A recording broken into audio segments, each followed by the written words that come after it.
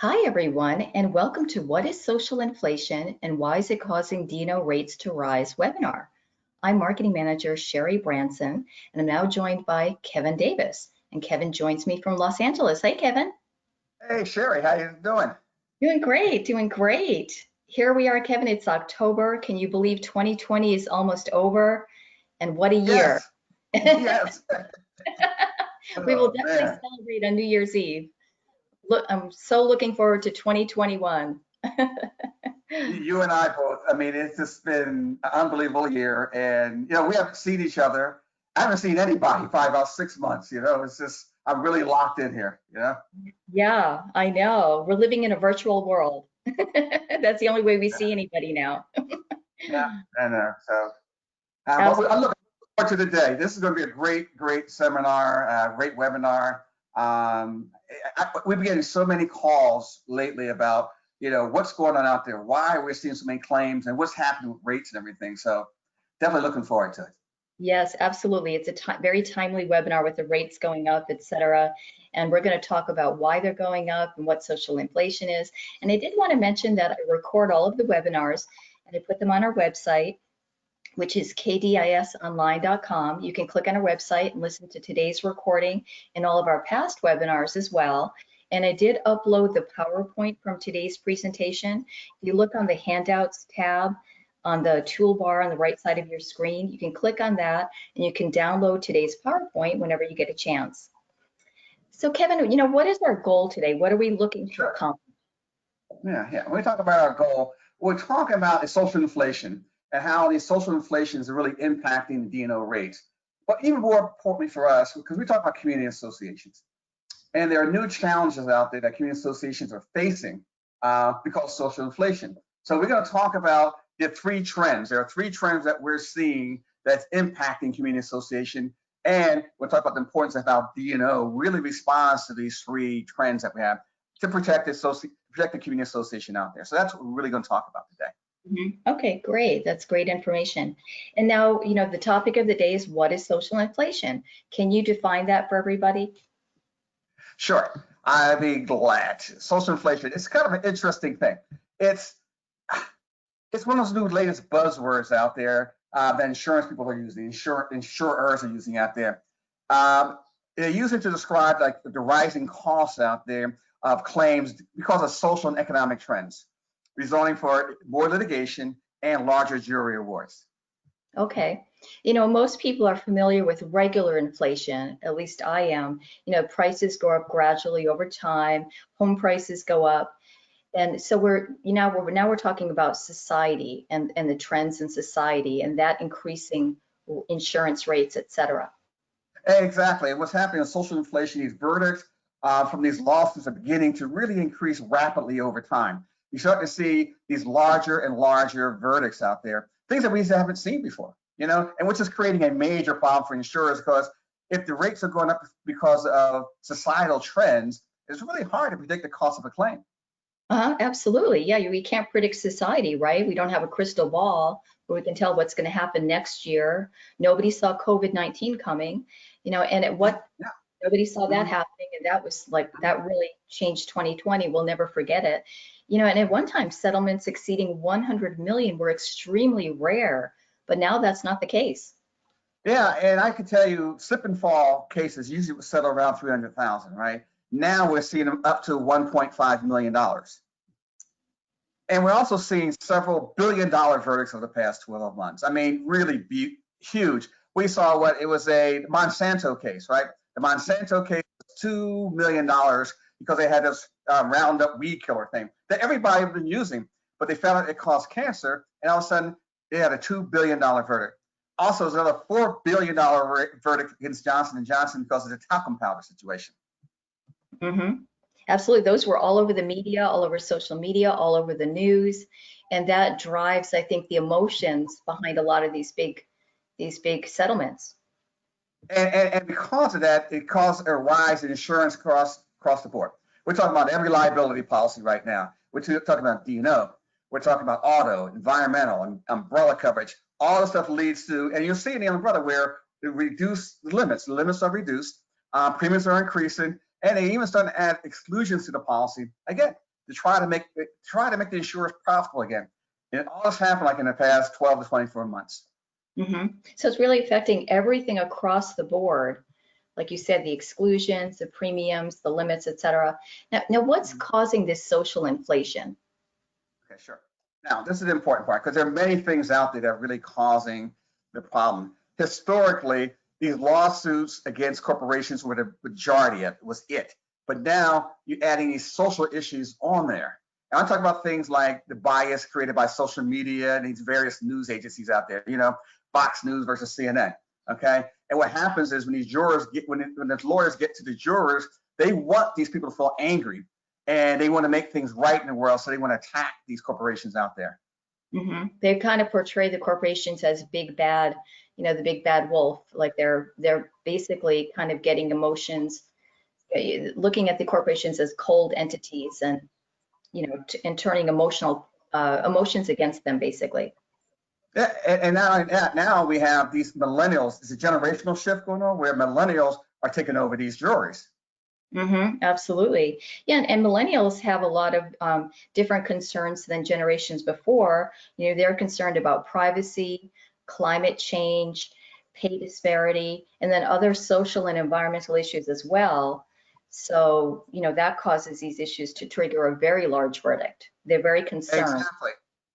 That's it. And also, too, the jurors' concept of money has been more personalized. And now when you see these jurors in courts, they take things more personally, Yeah, they tend to put themselves in the plaintiff's shoes and have a lot of sympathy for the plaintiffs.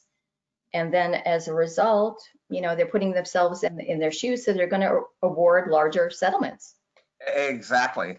Again, it goes back to the whole heartless corporation thing. Attorneys focus on heartless corporations to scare these juries into larger verdicts. And that's the bottom line in the whole thing. That's what we're talking about. And for these insurance companies, it's really particularly difficult to predict because it's primarily controlled by social concerns. And again, we have social concerns and trends. How do you accurately predict what the outcome on these claims are going to be? You can't predict the climate change or anything like that. You don't know. You can't do it. Right. It's unpredictable. Exactly. There's no way to predict it. And now, now everybody who's joining us today is in the community association industry. You all work with HOAs and condo associations and co-ops, et cetera. So let's talk a little bit about community associations and social inflation trends and what's happening there. Sure. Okay. One of the major concerns right now for community associations have a responsibility of the board of directors has changed significantly over the past 6 months. The board responsibility was primarily focused on budget, rule enforcement, and maintenance. But now they include social concerns like Black Lives Matter and people wearing their MAGA hats. I mean, this is the kind of things that really did not impact them before. Right. A lot of new social problems that are happening and discrimination issues. That's always been there, discrimination, but now it's even magnified by what's going on. And then on top of that, you have COVID-19, issues in enforcing the rules fairly, et cetera, regarding the pool and the amenities. I mean, there's a lot on their plate. Yeah, and that's what we talk about. We talk about the three trends. We're talking about discrimination and harassment. We're talking about COVID-19 issues. We talk about enforcement. Now, you're right, Sherry. Those things have always been there, but the difference is this: we're living here now. We live in our community. We're not leaving. I've been living in my house here for the past 6 months, not moving. All the people living in community associations, and guess what? It's starting to crack. They're starting to have some issues there, and we're seeing it. And that's the reason why. And again, with social inflation, now where a claim might have been $10,000, $15,000, now you're talking about $100,000 and $200,000. Absolutely. As you see in these community associations, it's really, really difficult to deal with these challenging and certain times. The responsibility is constantly evolving and constantly becoming more complex. And as a result, that's why we're seeing these numbers of lawsuits rise and get higher and higher. And to defend them, it just costs a lot. Absolutely. Yeah, and there's much more exposure to the board because of all these issues. And then in addition, you know, as you talk about the additional responsibilities, now they have to care for the health, safety, and welfare of the community in ways they were not prepared for before. Like I said, we never saw COVID coming. And that's the point. Whether we're talking about COVID-19 or facing natural disasters like the fires we have out in California, or you in Florida, you get the hurricanes constantly in Florida, or economic losses, or societal issues like Black Lives Matter, or who's running for president, they all affect community association because they disrupt the operation. And disruption creates this challenge to the board of directors because the association may not be given the authority to handle these situations out there. Where the authority comes from to say that they have to shut the pool down or they have to be able to have a plan. Where's the authority? Absolutely. I mean, and even if they had the authority, Kevin, the membership feel that the rules are unreasonable and shouldn't be enforced, like closing the pool or closing the fitness center, et cetera, especially when it's closed for 2 to 3 months. Yeah. And that's what we're talking about. You got these three new challenges to the board, has increased their liability dramatically. As a result, D&O claims are rising, and the need for higher premium is now more important than ever before. Absolutely. And now we're going to talk about the increase in discrimination and harassment lawsuits. Yeah, this is our first trend. This is what we're seeing right now, and it's really creating a big problem. I mean, you look at community associations today, they're more diverse. When I talk about diverse, I'm talking about ethnicity, race, religion, age, socioeconomic status. They're all having a major impact on these board of directors. They're dealing with issues they never had to deal before, you know? And a failure to properly address these issues head on could lead to serious issues involving things like libel, slander, discrimination, and harassment. And that can get very expensive, very costly if they don't act on these issues, if they choose to just ignore them. And we had an interesting case in the past where this involved a male resident that kept harassing a female owner, yelling racist and sexist remarks and even threatening her. She repeatedly complained to the association, and the board failed to act. They didn't do it. Even though they were aware of the situation, they chose not to do anything at all. She sued the association, claiming she suffered emotional damages and sought punitive damages. The findings were that the association acted with reckless disregard to her safety and her rights. The board was ordered to pay. First of all, the board was ordered to pay for her home, to buy her home from her, purchase a home for her, and to pay damages. The total loss was over $1 million. Wow. So this individual harassment claim cost the association a ton of money, and it was all because they just ignored it and they didn't take any action on it. Exactly. And here's another example that again, we're going to see a lot. Okay, he had a harassment complaint made by one board member because another board member was asked that had that one board member not to wear his MAGA hat at the meeting. Oh, okay. Yeah, political statements at a meeting, then that could cause, I could see where that would cause problems. And he brought up this whole First Amendment right to free speech and all that kind of stuff, and was really upset by the fact he couldn't wear it. Now, all he had to do, the board said, okay, once that director's officers board meeting commenced, it is board business. You know, after the business is over, he can feel free to engage in any political speech outside of the board meeting. But what happened is now you have a harassment complaint against an individual because he had a MAGA hat on. And guess what? We had the exact opposite happening on the other end, where a resident who lives in a 55 plus HOA, okay, she placed a Black Lives Matter sign in her bedroom window.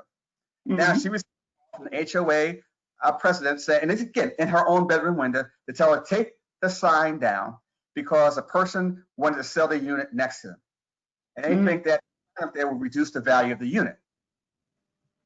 Incredible. Okay, so either action or inaction, either or, you don't know if that's, one or the other could cause a problem, or both could cause a problem. If you don't act on something, or if you act on something and violate somebody's rights.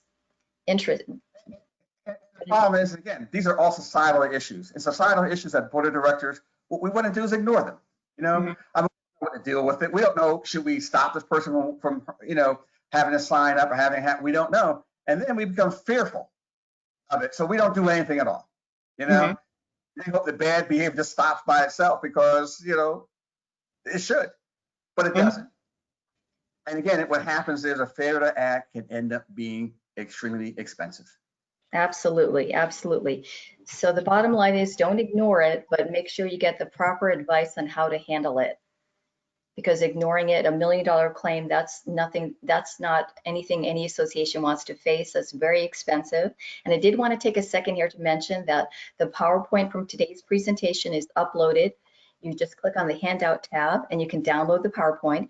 And I record all of our webinars and put them on our website, which is kdisonline.com. So great. So we just talked about the increase in discrimination and harassment lawsuits that we're seeing, one of the trends. And the second trend, Kevin, which we talked about a little bit earlier, we touched upon it, is COVID-19. Yeah, this is a big one. You know, right now in the first 3 months from March to June, we received 347 claim notices around COVID-19. Oh, okay, that's a lot. That's, yeah. Yeah. And, you know, the problem is COVID-19 has left many community association board members with more unanswered questions than answered questions. Yeah, and so we've put together this list of 5 COVID-19 things that we are seeing that impact the community associations. So start with the first one. It's simple: not having a plan to deal with the COVID-19. Yeah, you got to have a plan, and you got to also have a plan if you're dealing with things like wildfires or hurricanes or floods and everything. Have a plan. What are you going to do? Are you going to close the pool? Are you going to keep it open? You know, are you going to service it? Are you going to keep it clean? I mean, what is the plan? Not having a plan creates a lawsuit, creates a claim for, creates a D&O claim. The second one, not closing common areas such as clubhouse, fitness centers, business centers, pool centers, athletic courts. It's a big problem. In fact, it's probably the number one claim that we're seeing is that people are upset because you close these things. And we're starting to see claims as a result of closing the pool and closing clubhouse and closing fitness centers. Mm-hmm. The next one is disclosing confidential information about residents who live in COVID-19. You cannot disclose confidential information. We see a situation where they actually said Bob, who lives on the 10th floor in a second unit, has COVID, so stay away from the 10th floor.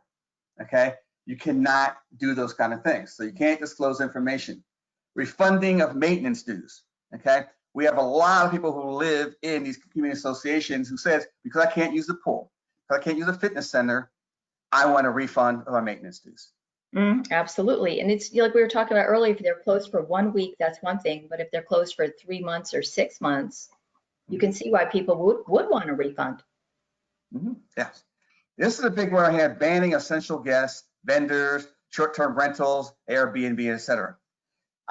One of the biggest claims that was public was at Winston Towers, right? Sunny Island in Florida. You can even Google it, where they had a essential guest supposed to come in, a healthcare worker, but because the name wasn't written down as an essential guest, the person was not allowed to come into the complex.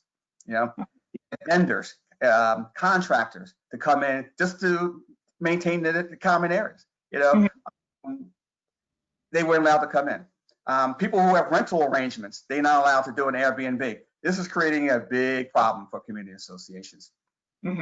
Yeah, a lot of them are banning the Airbnbs and saying that people from, I know in the beginning stages, there were some that were banning people from certain states from renting Airbnbs, you know, so then you get in that whole discrimination area. All right, this next one is probably the most important: not reporting a claim in a timely manner. These D&O policies, because these are all D&O claims we're talking about. D&O policies have to, if you have a claim, they have to report it during the policy period. They are a claims made policy. If they're not reported during the policy period, guess what? They won't have coverage. So right now, all these situations are potential D&O claims. If you know that any association out there has one of these things happen, you have to report them. And a bigger issue is you have to be careful, because if you want to move a D&O policy, and one of the things may happen out there, they may have this notice, because every association out there right now may have notice of potential claim. You got to be careful when moving a D&O contract. You have to be very extremely careful, because when you sign that warranty statement saying that you may have no information that may give rise to a claim, you have knowledge and information of things that may give rise to a claim, because people are complaining because they want to refund their dues. People are complaining because you close the common area, the clubhouse. People are complaining because I can't use my rentals. I can't have my housekeeper come in. I can't have my vendors come in. So it's really important to understand right now that COVID-19 is going to be a really major problem for DNO right now and for the foreseeable future. Absolutely, absolutely. Make sure you report the claims and make sure you report them quickly, very quickly. Okay, great. So now we're moving on to trend number 3, which is an increase in enforcement claims. So let's talk about this a little bit, Kevin. Okay. As I kind of said earlier, the board's exposure to liability losses has increased due to an awareness. It's an awareness of how individuals should be treated and who are the board of directors, who are these authority figures, who are the corporation that says, I can't do these things. I can't. What gives you the authority? Okay, now we know the governing documents give them authority, but we're always constantly challenging that authority because we don't believe the government is looking out for our best interest. We don't believe corporations look out for our best interest, and we definitely don't believe the board of directors of our condo is looking out for our best interests, which has led to enforcement challenges to the board because the board said it's unfair, it's discriminatory, it's unreasonable, and unenforceable. Because again, people who live in this community association believe they know their rights and they know when they're not treated fairly, and they want to be fairly. And the interesting thing, Kevin, is many people that challenge this have never even read the governing documents. They've never read the CC&Rs. So they're challenging it, not realizing that when they moved into that condo association or that HOA, those were the rules in the beginning. And we have an example of one of my neighbors when I was in Texas. He was started to build a shed next to his garage, and they stopped him halfway through because he didn't realize he had to get approval from the architectural committee to build the shed. So he had to take it down. He was really unhappy about that. You know, that could turn into a claim right there. Yeah, and again, if you have these situations where they believe that they took it down, they could say, who are you to tell me to take this thing down? This is my shed, it's in my own property, even though it's probably in what's called exclusive use common area. The shed was probably building exclusive use common area, but they didn't have the authority to do it. And what they would do is challenge the board saying that, who are you to say, I can't put the shed up? You know, here's an interesting one that we see quite a few. It's the unit owner upstairs who installs hardwood floors, you know, and downstairs it disturbs the tenants below. I mean, we see this and we see it all the time. Now, this problem with this one is that when they installed the hardwood floors, the person who had the hardwood floors did it because they were allergic to the carpet. That creates a bigger, different problem all of a sudden. Right. They feel they have a legitimate reason to install the hardwood floors. They have allergies and they can't live with it. And the board itself has to make reasonable accommodations to their request for hardwood floors. So now you have a problem here. As a board of directors, what do? You have a downstairs person complaining about the noise, the upstairs person saying, guess what? We have to reasonably accommodate you because you have a doctor's note saying you have an allergy. Now, if they went to their lawyers, like they should do, but they don't. What they do is they ignore it. The board of directors ignore it. And all you have to do is say, listen, either A, you install these hyperallergenic rugs throughout your unit, or reinstall the hardwood floors with proper soundproofing material underneath of it. Again, if the board fails to take appropriate action, it can result in lawsuits against the association by the owner because of failure to enforce the documents uniformly. That is one of the big problems that we're seeing right now. So rather than ignore the situation, they should just try to mediate and come up with a solution where both unit owners are happy. And like you said, it's easily solved, either hypoallergenic carpet or soundproofing for the hardwood floors. So it can be solved. They just have to step in and do it. Okay, so let's talk about a few things here associations can do to minimize the claim from becoming a problem. And again, to keep insurance costs down. I mean, that's the whole thing. We want to keep insurance costs down. And so here's like 8 things we kind of put together to really talk about what you can do for a board of directors community association to keep these costs down. The first one is treat it as a business. Absolutely. Yeah, a lot of the board members, Kevin, when they join the board, and people I'm sure that are joining us today understand this, they think it's a hobby or it's just fun, it's something fun to do, but it really is a business. And they have a lot of responsibility on their shoulders, and they should realize that. Yeah, and that's the problem is that if you think about it, if you have $100,000 community association, right, $100,000 value, and you have 100 units, that's a $10 million corporation you're running. You're running a $10 million corporation, and you have to treat it as a corporation, not as a hobby or not as a social life. You got to do it. Mm-hmm. Another thing is you have to request reserve studies at least every 3 years. You got to request a reserve study. You have to have a reserve study. There's too often the community associations out there have no idea when it's time to replace the roof. They don't know. Then all of a sudden, when it's time to replace it, when they start leaking, and you get the south-facing roofs and the north-facing, they replace half of them because the reserve study, they do it the right way. So you don't have a claim later on based on the fact that you didn't properly maintain the roofs, the common area. Mm-hmm. You got an emergency plan. Simple. Have an emergency plan. Absolutely. Vet your contractors. Really important. Mm-hmm. You have to be able to know that your contractors are licensed, they have insurance, got to know who they are. Because you don't, it always come back to you later on. If you don't budget properly for your contractors, it always comes back later on when they didn't do the job adequately enough.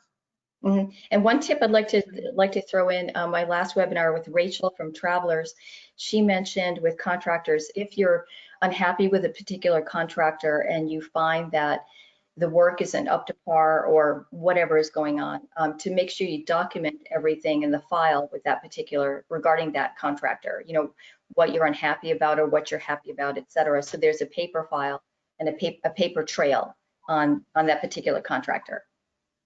So if you had to cancel the contract with them, you have proof. You have a paper trail. Another thing, protect the association from COVID-19 claims. Hire a service to come down and make sure everything has been wiped down, make sure everything has been taken care of. You want to protect yourself because, again, if you have a COVID-19 claim where somebody gets sick, somebody gets hurt, there's death, there's not much coverage available out there. DNO won't respond, the GL won't respond. There's not many coverages out there that respond. So you have to protect the community associations all the time against somebody getting sick. Bodily injury is excluded under the DNO and is excluded under the GL for communicable diseases. So no, you got to do your own justice there. Like Sherry just said, document. You got to document. You have to document everything that's going on because at the end of the day, when you're sued, you want to be able to tell them that this is what's going on right now and this is important. Mm-hmm. Enforce the rules and regulation uniformly. One of the big problems we see in community associations that the main time they enforce the rules when they have that one association member out there they don't like. With that one member association that parks his car in business parking, the people waiting out there for the tow truck, they tow them away. Or a person who's walking his dog or have a dog, they shouldn't have a dog. They do that, but do not enforce it uniformly. They tell one person they can't build a shed, but then you look, 5 blocks over, there's a shed there. Mm-hmm. So you have to enforce the documents uniformly. Mm-hmm. And number 8, you have to have a comprehensive D&O insurance policy for community associations because it's a difference between community association claims and non-community association claims, meaning nonprofits, regular corporations. These things right here we're talking about today impact community associations. Bank of America doesn't have to worry about people swimming in a pool. That's true. Everybody swimming in a pool, They're painting their house. That kind of stuff. We do. Mm-hmm. Yeah, it's a different animal, a totally different animal. Mm-hmm. Absolutely. And I did want to mention, if anybody has any questions about what we're going over today, there's a questions box on the tab on the right side of your screen. Please type in your questions, and if we have time, we'll answer some questions at the end. If we don't have time to get to you, don't worry. I can email you the answer to your question or give you a call. Okay, let's go to a summary. Let's kind of summarize what we're talking about here today. Okay. Community association board of directors, their roles have evolved. And as a result of their evolve, people don't like what's going on out there. They have a problem with it. And board members don't know what to do with this evolution. They lack the experience, the expertise. They have no idea how to avoid these costly claims from social engineering, social inflation. It is becoming a big problem out there, and they have to understand Board members are responsible for the health, safety, and welfare of the community association. They were never aware of that. The health, safety, and welfare against the association. Yeah, they got to understand that. Continue to enforce the documents. There are 3 trends you have to be concerned about. COVID-19, increased discrimination and harassment claims. In fact, what I usually call is the weaponization of discrimination claims. They have been weaponized. They basically have been weaponized, and we have to deal with them that way. You know, and as a result, the increase in claims for the enforcement thing. So I think that kind of summarizes what we're talking about today. Sherry, what do you think? No, I think we covered everything. You know, what's going on in the industry right now, and what's going on in the world, and how it's affecting community associations, and then us in the insurance world as well. Yeah, I think that covered everything. And do we have any questions? Any questions? Let me check, and I will check the tab and see if anybody has any questions. Feel free to type them in. I don't see, okay, I do see a question here. Let's see if I have a current board of director who is considering making a claim against a past board for agreeing to pay for patio doors of the unit owners. The governing documents state the patio door replacement is the unit owner's responsibility. Do they have a claim? Okay, all right. Let's look at the definition of a claim. A claim is a written demand for damages or non-monetary damages, money damage or non-money damage. So that have to be a written demand against an insured. Okay, so and it sounds like it's a written demand saying that the board made a decision improperly. You have, yes, submit the claim to the D&O carrier. I would say right off the bat, if you think it's a D&O claim, submit the claim, because if you don't submit it, something called, it can come back to haunt you, really come back to haunt you, because failure to submit the claim in a timely manner can come back with a denial of the claim. It's really important to do that, because these are claims made and reported policies. You have to submit the claim and report it during the policy period. It is really, really critical. Okay, thank you for that answer. And then I have another question that's come in. Can you go over the reserve study again? Thank you, Suzanne Thompson. Thank you for your question. Great. Sure. Reserve studies are done, okay? And the purpose of reserve study is to look at the common area and see the useful life of the common area. How long do you have to take care of the common area, the roofs, okay? Take care of their front gate. They look at all of the boiler, anything that's all the things in it that can wear out over time. A reserve study looks at it and says, okay, the useful life of this will be another 5 years or 10 years. So you have a reserve study done, it outline it, so you can start budgeting properly for the reserve. And once you budget properly for reserve, then when things wear out, like the roof, you can replace it without too much of a problem, without having a special assessment of $100,000 to replace the roof.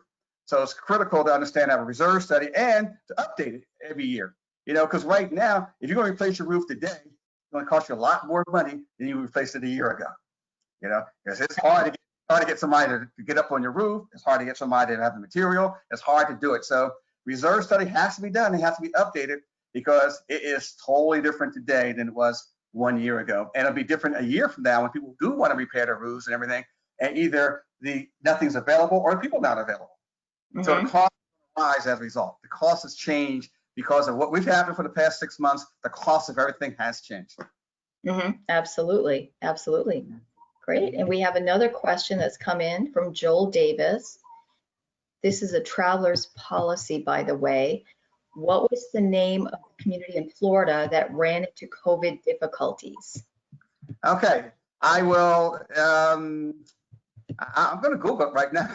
It was Winston Towers 500 Sunny Isle. I think it's Winston Towers Sunny Isle. Winston Towers 500 Sunny Isle. It is. Google it, and they have it tells you exactly what happened in there and how a claim can come up. I mean, it was just perfect when we saw it in there.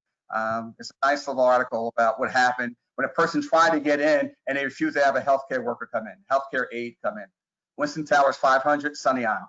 Just Google that, and you'll find out eventually there's a COVID claim. Okay, just think of Winston Churchill, Winston Towers. Winston Towers. Okay. And okay, and yeah, and the claims, I know, in the last webinar that we did about claims, the COVID claims, this one regarding a health aide that wanted to get into the building, we've seen them regarding closing the pools, closing fitness centers, mainly mostly over the common areas and the amenities, but then there's other issues that are coming up like Airbnb and short-term rentals, like you said, et cetera. So thank you for your questions, everybody. These are some really, really good questions. If you think of any other questions later on, feel free to send me an email. My email is sbranson@kdins.com. Feel free to shoot me an email anytime with any questions, and I'll give you a call, or I'm just looking to see if we have any more here. No, it looks like that's it for questions. And I did want to mention again, I record all of our sessions, put them on our website, which is kdisonline.com. You can listen to today's webinar again, and I hope you downloaded today's PowerPoint. But thanks, Kevin. Thanks so much for a great webinar, great information. And thank you. I'm still looking for the Sunny Isle thing. I'm trying to Google it and see what's in there. You'll find it in there. This was an interesting situation. I got to find out next time. I will let you know. Okay, thanks a lot, everybody. I really appreciate it. Thank you, Kevin, and thank you, everybody, for joining us, and have a great Halloween. Take care.